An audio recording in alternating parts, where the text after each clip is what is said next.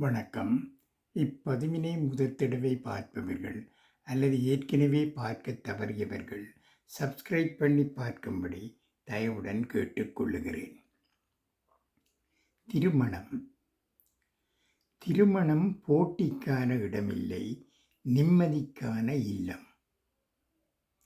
திருமணம் என்பது போர்க்களம் அல்ல, அது வாழ்க்கையின் சோர்விலிருந்து ஓய்வு பெறும் பாதுகாப்பான இடமாகும். யார் வலிமையானவர் அல்லது யார் சிறந்தவர் என்பதை நிரூபிக்கும் மேடையாக அல்ல.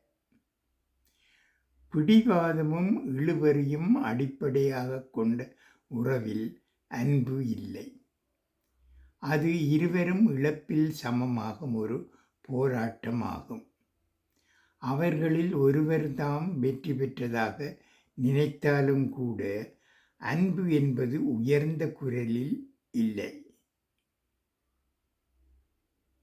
அது மென்மையான இதயத்திலும் கோபத்தின் நேரத்தில் தளர்ந்து மென்மையடையும் மனதிலும் இருக்கிறது. சுயமரியாதை அன்புக்கு எதிரானது அல்ல. ஆனால் நாம் வருத்தப்படும் போதெல்லாம் அதை ஆயுதமாக உயர்த்த வேண்டியதும் இல்லை. உண்மையான சுயமரியாதை என்பது நாம் நேசிப்பவர்களை உடைக்காமல் பாதுகாப்பதும் அவர்களுக்கு நம்மையே உடைத்து கொள்ளாமல் இருப்பதும் ஆகும். ஒரு உறவு நிம்மதியை விட வேதனையாக அதிகமாக மாறிவிட்டால் அது ஒரு உறவல்ல, மாறாக மெல்லிய இரத்தப்போக்கு போன்றது. உண்மையான அன்பு காயப்படுத்தாது, அவமானப்படுத்தாது, இதயத்தை போர்க்களமாக மாற்றாது.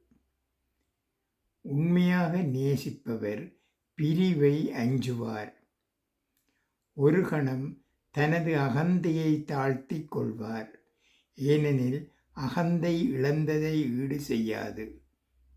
பிரிந்தவரை மீண்டும் திருப்பிக் கொண்டு வரவும் முடியாது.